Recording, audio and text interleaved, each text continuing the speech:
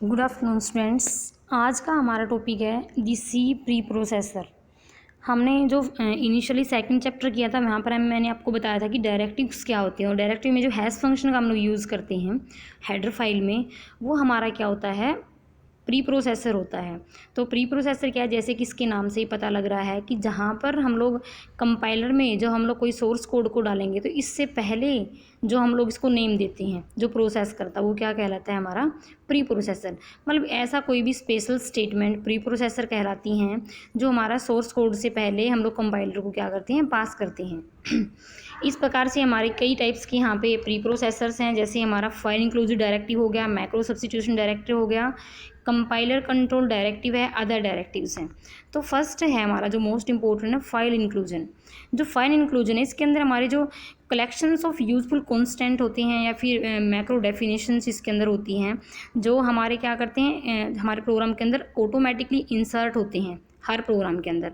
तो टास्क हमारा किसके द्वारा किया जाता है, इंक्लूजन जो हमारा डायरेक्टिव उसके द्वारा किया जाता है। तो इंक्लूजन डायरेक्टिव हमारा क्या होता है, ये होता है हमारा include hash include file name. Hash का सबको पता है जो सिंबल है हमारा, इसको हम लोग क्या बोलते हैं, प्री प्रोसेसर बोलते हैं। इंक्लूड करता है हमारा फाइल नेम को। तो यहाँ हम लोग क्या करते हैं, जो हैश है उसको हम लोग इंक्लूड करते हैं जो हमारा प्रोग्राम उसके बिगिनिंग में। तो इसको हम लोग तो इस फाइल को हम लोग क्या बोलते हैं, हेडर फाइल भी बोलते हैं। इस प्रकार से हम लोग क्या करेंगे, जैसे हैश इंक्लूड stdio.h मतलब standard input output dot H. तो इसमें जो हमारा प्री प्रोसेसर वो सबसे पहले हमें दिखाई देता है। इसकी खुद की क्या होती है, हमारी डायरेक्टरी होती है, और ये क्या करता है, इसके अंदर हमारी जो प्रोग्राम फाइल है, इनपुट आउटपुट फाइल से इसके अंदर इंक्लूड होती हैं।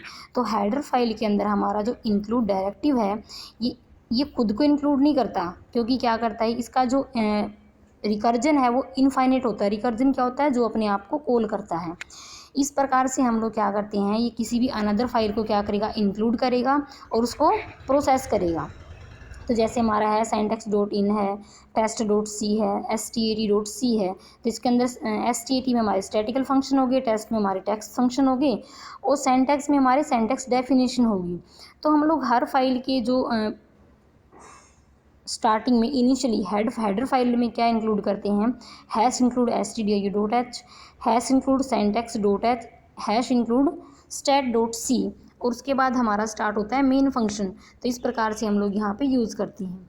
तो फर्स्ट है, तो सेकंड हमारा दी हैश डिफाइन डायरेक्टिव। ये क्या करता है, जो हमारा डिफाइन डायरेक्टिव ये क्या करता है, किसी भी जो प्रोसेसर का सिंबल होता है जिसको भी हम लोग वैल्यू देते हैं उसको क्या करता है, डिफाइन करता है। ये हमारा जैसे x इजकल टू हमारा यहाँ पे हो गया नल, ठीक है। तो x के अंदर क्या वैल्यू साइन की, हमारी नल वैल्यू है। x इजकल टू 0, तो यहाँ पे हमारी वैल्यू क्या है, 0 है। जो प्री प्रोसेसर का सिंबल उसको हम लोग कभी भी क्या नहीं कर सकते, रिप्लेस नहीं कर सकते, क्योंकि इसको हम लोग प्रोग्राम के पहले ही क्या कर देते हैं, डिफाइन कर देते हैं। तो इस प्रकार से यहाँ पे हमारे जितने भी आइडेंटिफायर्स हैं, स्ट्रिंग हैं, सारी हमारे सिंगल कोटेशन मार्क्स के अंदर यहाँ पे आती हैं। नेक्स्ट है हमारा, यहाँ पे हम लोग कर रहे हैं मैक्रोज, ठीक है। मैक्रो भी बहुत ही हमारा इंपॉर्टेंट प्री प्रोसेसर है, जो किसी भी टेक्स्ट या फिर स्ट्रिंग को क्या करता है, डिफाइन करता है। तो जैसे हमारा यहाँ पे हमने डिफाइन किया hash define test if a greater than b, तो स्ट्रिंग यहाँ पे क्या बनी है हमारी, a greater than b, condition हमारी यहाँ पे लगी है। Test print of macros are useful tool, ठीक है। तो ये हमारा क्या है, जहाँ पर हम किसका, एरेज ऑफ फैक्टर का यूज़ करते हैं, तो वो हमारी क्या होती है, स्ट्रिंग होती है। इस प्रकार से हमने यहाँ पे क्या किया, जो हमारा टेस्ट स्ट्रिंग है वहाँ पे हम लोगों ने यहाँ पे इसको डिफाइन भी किया है, ताकि हमारा जो प्रोग्राम है वो क्या रहे, रीडेबल फॉर्मेट में रहे, ठीक है। तो रीडेबल फॉर्मेट हमारा कैसे, हैश डिफाइन हो गया हमारा। जैसे ये डिफाइन और लॉजिकल एंड का हमने यहाँ पे यूज़ किया है, उसके बाद हमने यहाँ पे यूज़ किया है मेन फंक्शन को। तो इस प्रकार से जो हमारा मैक्रो है वो क्या है, एब्रीविएशन की तरह हम उसको यूज़ करते हैं, कि जो भी हमारी स्टेटमेंट रहेगी वो मल्टी लाइन भी हो सकती है, उनको हम लोग न्यू लाइन के अंदर क्या कर सकते हैं, इंक्लूड भी कर सकते हैं। और मैक्रो को हम लोग एक्सपेंड भी कर सकते हैं, मतलब किसी भी सिंबल को रिप्लेस कर सकते हैं, टेक्स्ट के साथ इसको रिप्रेजेंट हम लोग कर सकते हैं। अब नेक्स्ट हमारा मैक्रो विद आर्गुमेंट। तो मैक्रो विद आर्गुमेंट के अंदर हमारा क्या होता है, एक फंक्शन की तरह ही काम करता है। तो यहाँ पे हम लोग क्या करेंगे, जो हमारा आर्गुमेंट है, स्ट्रिंग है, वहाँ पे वैल्यूज़ का भी हम लोग यूज़ करते हैं। तो जैसे hash define decrement x if x greater than 0 then x post decrement. इसका मतलब क्या है कि हमने एस को हमने यहाँ पे डिफाइन किया डिक्रीमेंट, एक्स का डिक्रीमेंट किया है। यदि हमारा एक्स क्या है, 0 से ज़्यादा है, तो उसके अंदर क्या होता रहे, डिक्रीमेंट होता रहे। डिक्रीमेंट हमेशा कैसे होएगा, इंक्रीमेंट और डिक्रीमेंट हमारा 1 1 से होता है, ठीक है। तो आर्गुमेंट के अंदर हमने क्या कर दिया, स्ट्रिंग को पास कर दिया और उसकी वैल्यू को क्या करेगा, वो डिक्रीमेंट करके रिप्लेस कर देगा। तो मतलब हम इसको क्या भी कर सकते हैं, एक्सपेंड भी कर सकते हैं। इफ़ ए ग्रेटर देन 0, यदि ए हमारा 0 से ज़्यादा है तो उसके अंदर क्या रहे, हमारा डिक्रीमेंट होता रहे। इफ़ बी ग्रेटर देन 0, तो बी के अंदर भी हमारा क्या होता रहे, डिक्रीमेंट होता रहे। तो यहाँ पे जो हमारी आर्गुमेंट वैल्यू है वो जो मैक्रो को क्या करेगी, लोकल वैल्यू रिटर्न करेगी, ठीक है। लोकल वैल्यू हमें, लोकल वेरिएबल्स हमारे कौन से होते हैं, जिसकी वैल्यू चेंज हो जाती है एग्जीक्यूशन के टाइम पे, वो हमारे, और जो किसी भी मेन फंक्शन के अंदर डिफाइन होते हैं वो हमारे लोकल वेरिएबल होते हैं। जो मेन फंक्शन से पहले मतलब हेडर फाइल में डिफाइन होते हैं वो हमारे ग्लोबल वेरिएबल्स होते हैं। तो इस प्रकार से हमने यहाँ पे दिया hash define print value convert print F value convo value, ठीक है। तो इसको क्या दिखाई गई है, हमारी जो एक्चुअल पैरामीटर्स की वैल्यू है वो डमी पैरामीटर्स की तरह यूज़ करके वैल्यू को क्या करेगा, एक्सप्रेस करेगा।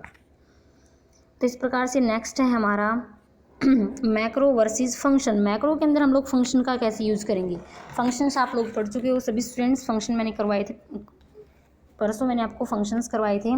तो फंक्शन में क्या होता है कि जो हमारे टास्क, जो हमारे कॉम्प्लेक्स प्रोग्राम्स होते हैं उनको हम लोग क्या करते हैं, मॉड्यूल में डिवाइड कर देते हैं, उनको वहीं से हम लोग एग्जीक्यूट कर सकते हैं। वो यूज़र के लिए उनको समझना बहुत ही ईजी होता है। तो हम लोग क्या करेंगे, जो मैक्रो के हम लोग फंक्शन का यूज़ करेंगे तो सिचुएशन के ऊपर डिपेंड होता है, क्योंकि जो फंक्शन है उसके अंदर क्या होता है, हम लोग उसको इम्प्लीमेंट कर सकते हैं मैक्रो का यूज़ करके। जो हमारा कंप्यूटिंग टाइम है, टाइम मतलब उसको कंप्यूट करने का टाइम होता है, उसको सेव करता है, मेमोरी स्पेस को भी बचाता है, ठीक है। एक्सपेंड भी हम लोग इसको कर सकते हैं। तो इसका मतलब क्या है, जो मैक्रो है वो ज़्यादा पावरफुल है हमारा, किससे, फंक्शन से और उनके आर्गुमेंट से, या फिर किसी भी स्ट्रिंग के ऊपर हमारा जो मैक्रो डायरेक्टिव है वो ज़्यादा पावरफुल है।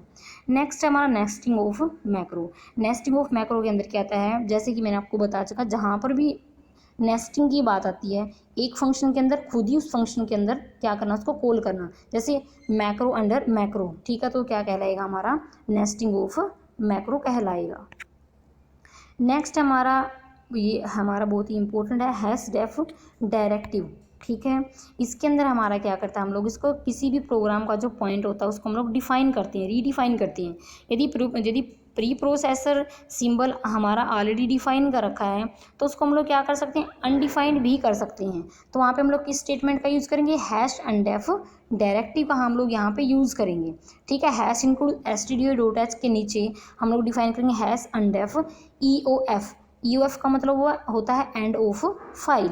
हैश डिफाइन EOF2 मतलब एंड ऑफ फाइल 2। तो इसको हम लोग क्या करेंगे, जो प्रोग्राम की बिगिनिंग से, यहाँ पर हम लोग, ये ज़रूरी नहीं होता कि इसको हम लोग रीडिफाइन करें, इसको हम लोग मिडिल प्रोग्राम की क्या कर सकते हैं, मिडिल में जाकर भी इसको डिफाइन कर सकते हैं। जो सिंबल होता है उसको हम लोग रीडिफाइन नहीं कर सकते, कोई ज़रूरी नहीं होता कि इसको हम लोग डिफाइन करें। हम जो इसको, जैसे हमने इसको पहले क्या कर दिया, अनडिफाइन कर दिया, तो बाद में हम इसको क्या कर सकते हैं, इसको ज़रूरत नहीं होती कि हम लोग इसको रीडिफाइन करें। नेक्स्ट है हमारा कंडीशनल कंपाइलेशन डायरेक्टिव, जहाँ पे हमारी क्या होती है, कंडीशंस होती हैं। जैसे हमने कंट्रोल स्ट्रक्चर कर रखा, जहाँ पे हमारी इफ एल्स स्टेटमेंट होती हैं, ठीक है। तो इफ स्टेटमेंट जहाँ पे होती है वहाँ पे कंडीशन हमारी लगती है, जैसे if a greater than b else then, जो कंडीशन वहाँ पे आती है। तो यहाँ पे हमारी ये 5 डायरेक्टिव्स हैं, जैसे हमारा हैश इफ डेफ है, हैश इफ एंड डेफ है, हैश एंड इफ है, हैश इफ है, if else and F and if else, ठीक है। इन डायरेक्टिव्स का हम लोग यूज़ कर सकते हैं। तो यहाँ पे जो हमारा फर्स्ट डायरेक्टिव है कौन सा है, हमारा hash if directive. Hash if directive क्या करता है, एक्सप्रेशन को टेस्ट करता है, जैसे कि आप लोगों को पता है। एक्सप्रेशन को टेस्ट कैसे करता है, जहाँ पे यदि वैल्यू हमारी ट्रू है तो क्या करेगा, उसको एग्जीक्यूट कर देगा। यदि हमारी वैल्यू क्या हो जाती है, फॉल्स हो जाती है, तो उसको हम एकदम से क्या कर देगा, वो एग्जीक्यूट कर देगा, मतलब स्किप कर देगा प्रोग्राम में से, उसको टेस्ट नहीं करेगा। इस प्रकार से हमारी इफ स्टेटमेंट होती है। नेक्स्ट है हमारा हैश इफ डेफ डायरेक्टिव। इसके अंदर क्या होता है, किसी भी पार्टिकुलर सिंबल को हम लोग क्या करते हैं, डिफाइन करते हैं। वो डिफाइन कर रखा है नहीं कर रखा वो मैटर नहीं करता, बट उसको हम लोग क्या करेंगे, वैल्यू असाइन कर देंगे उस सिंबल को। तो इस प्रकार से हम लोग उसको क्या करते हैं, किसी भी वैल्यू के बिना हम लोग प्री प्रोसेसर के अंदर इसको डिफाइन कर सकते हैं, उस सिंबल को डिफाइन कर सकते हैं।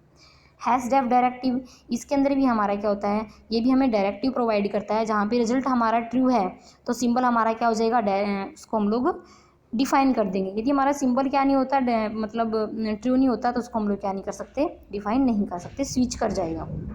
नेक्स्ट हमारा है the hash else, hash if end if directive, ये डायरेक्टिव भी हमारे सेम है जैसे कि हमारे अदर डायरेक्टिव्स हैं, अदर क्लॉज डायरेक्टिव हमने यूज़ की इफ स्टेटमेंट की तरह ही हमारे ये होते हैं।